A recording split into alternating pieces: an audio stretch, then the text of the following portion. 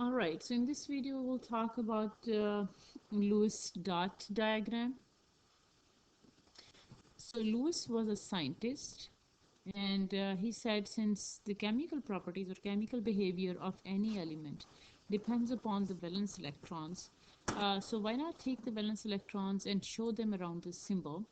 And that's pretty much is called Lewis dot diagram. We have learned this before. Okay, I've told you that all you are doing is get the valence electrons from the periodic table and show them around this symbol.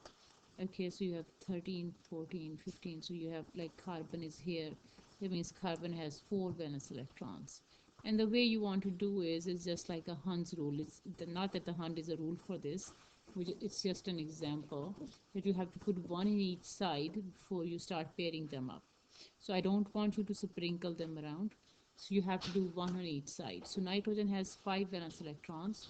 So you go 1, 2, 3, 4, and then you can start pairing them up.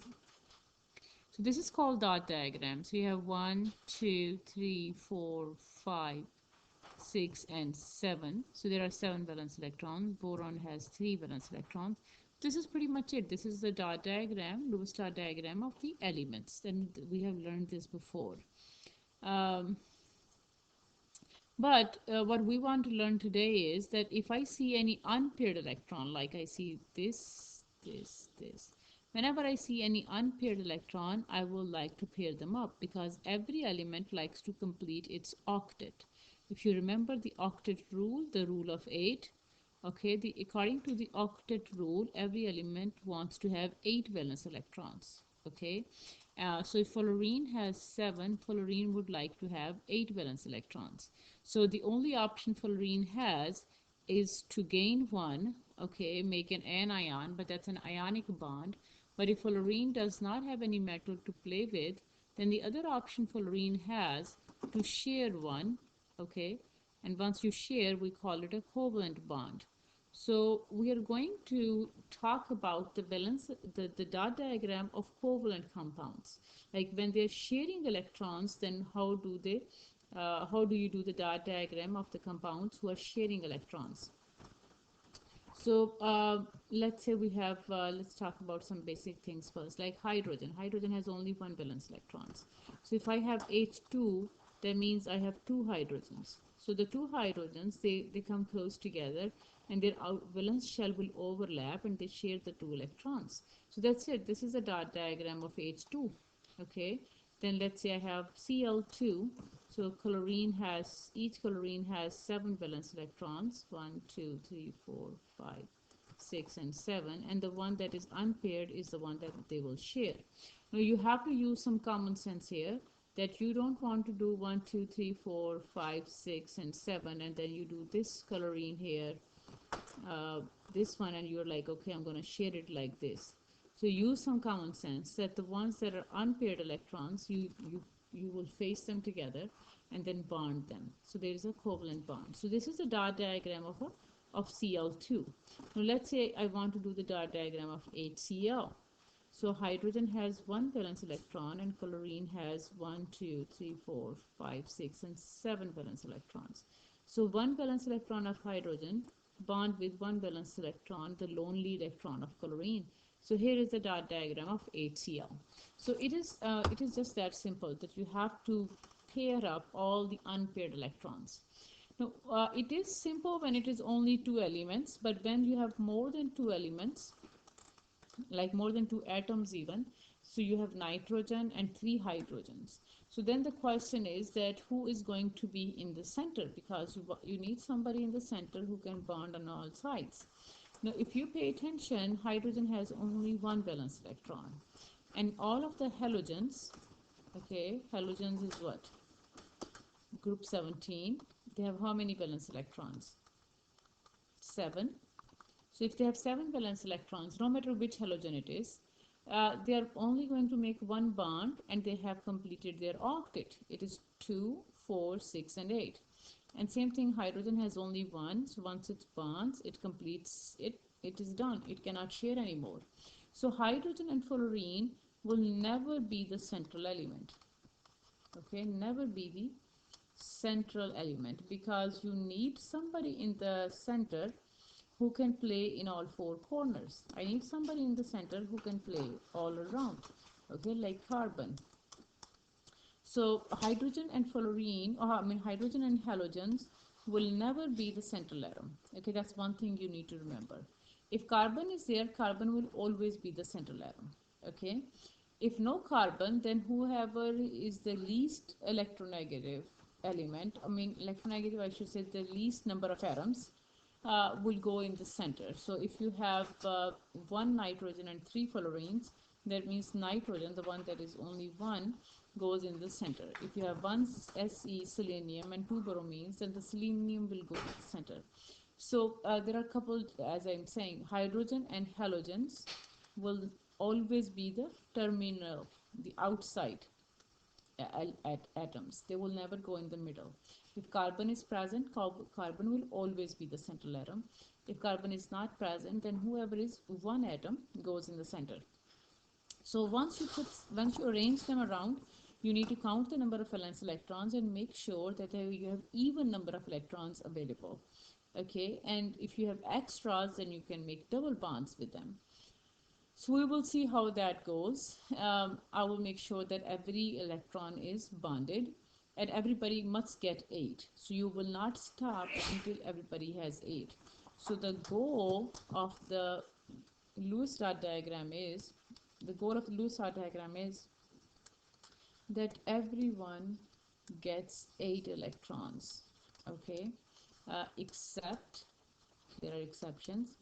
Hydrogen only make one bond, so hydrogen takes only 2 electrons, and sulfur can go more than 8 electrons, and boron can maximum go to 6 electrons. So boron has 3 valence electrons, so boron makes only 3 bonds. Okay, so the maximum electrons around boron will be 6.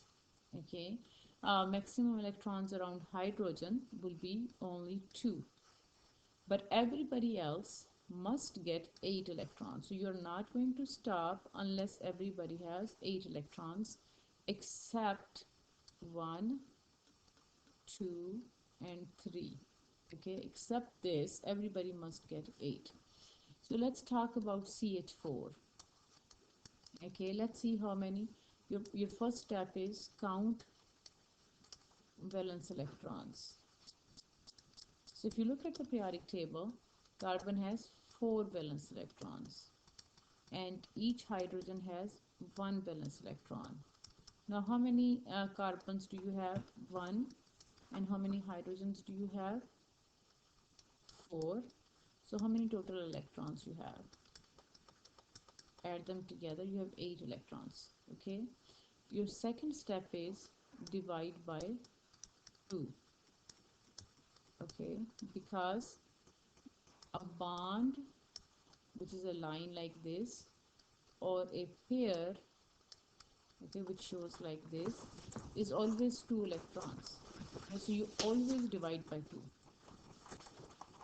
Always divide total number of electrons by 2. So I divide this by 2, I have 4 pairs because I'm calculating pairs. I have 4 pairs. Now who goes in the center? I just gave you the rule earlier on that if carbon is there, carbon will always be the central atom. Now I have 4 pairs, so I go 1, 2, 3, and 4 pairs around the central atom, and I have 4 hydrogens.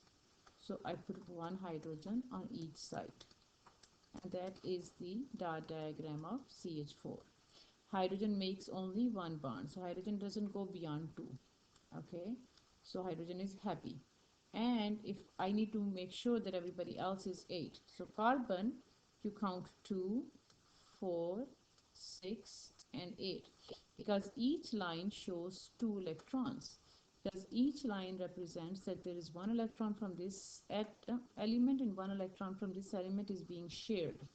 Okay, so each line represents 2 electrons, so 2, 4, 6, 8, that means carbon has 8, but hydrogen takes only 2.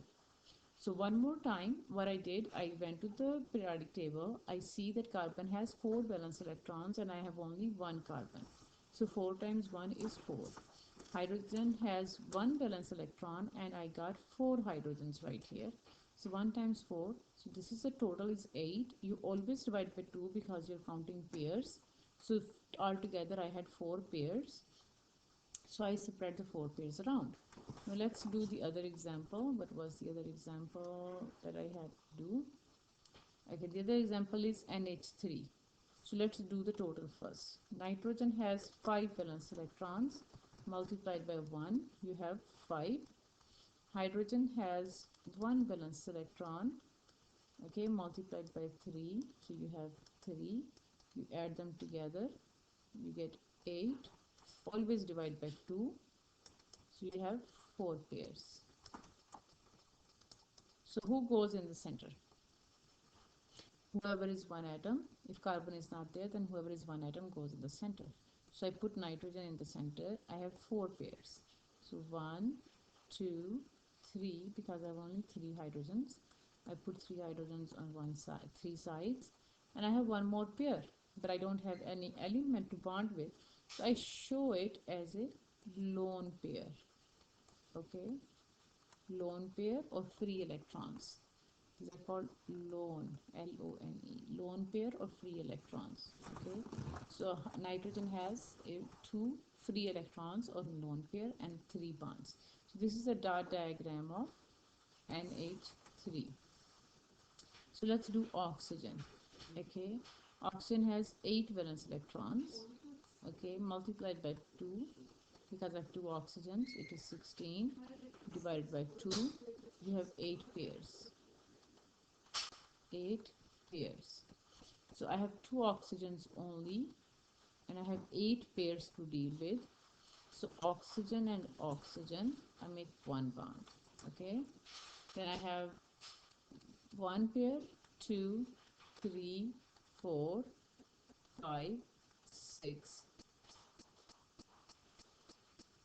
It's 4, 5, 6, 7. And then I still have one more pair. Okay, hold on one second. What am I doing here? I'm doing it wrong. Hold on. I don't know what I was thinking. Release my eraser. I think I'm doing something wrong here. Excuse me for this one. Oxygen has 6 valence electrons. So you have 2 atoms of hydrogen. Okay, oxygen has 6 valence electrons. So it's a total of 12 divided by 2. Okay, you have 6 pairs. So when you have 6 pairs, you have 2 oxygens. So you make one bond that holds them together. And you got 2, 3, 4, 5, and 6. So you're done with your pairs, 6 pairs.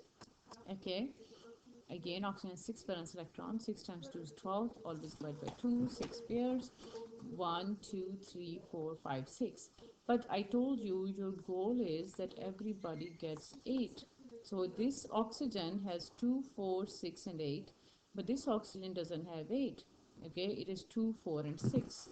So what is going to happen is that this oxygen will say, okay, I'm going to be nice, sharing is caring. Instead of keeping the electrons to myself, I'll share it. Okay, so so we call it a double bond. So here is a double bond. And why do we need a double bond? To make sure that everybody gets 8.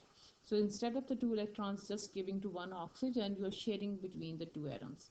So it is 2, 4, 6, 8 for this oxygen and 2, 4, 6, 8 for this oxygen. So now everybody gets 8. Okay, so this is your goal, to make sure everybody gets 8 electrons, even if you have to do the double bonds. So let's talk about carbon dioxide. Carbon has 4 valence electrons times 1. Oxygen has 6 valence electrons times 2. So you got 4 here, you got 12 here. So it is 16 divided by 2. How many pairs? You have 8 pairs. So who goes in the center? Carbon goes in the center. You have one oxygen on this side, one oxygen on this side. Okay, you have 2 oxygens and 1 carbon. You have 8 pairs. You have used 2 pairs so far. Okay, your goal is to make sure that your central atom has 8 first. So though now whatever is left, I'm going to do 1 2, it's 1 2 1 2 3 4 5 6 7 and 8. Okay, so I had 8 pairs. Let me do the count again. Yeah, it's fine. It's 8 pairs. So now everybody's happy, 2 4 6 8 2 4 6 8, but this oxygen doesn't have 8 yet. Okay, it only has 4. So what carbon is going to say, okay, let me, sharing is caring, so instead of doing this, I'll share it with you. So it will make a double bond. So it's 2 4 6 8. All right, so carbon is going to take these electrons off and make a double bond with that carbon, with that oxygen. But this oxygen still doesn't have 8. Okay, so since this oxygen still doesn't have 8, carbon will say, okay, let me take this off. We're going to do this.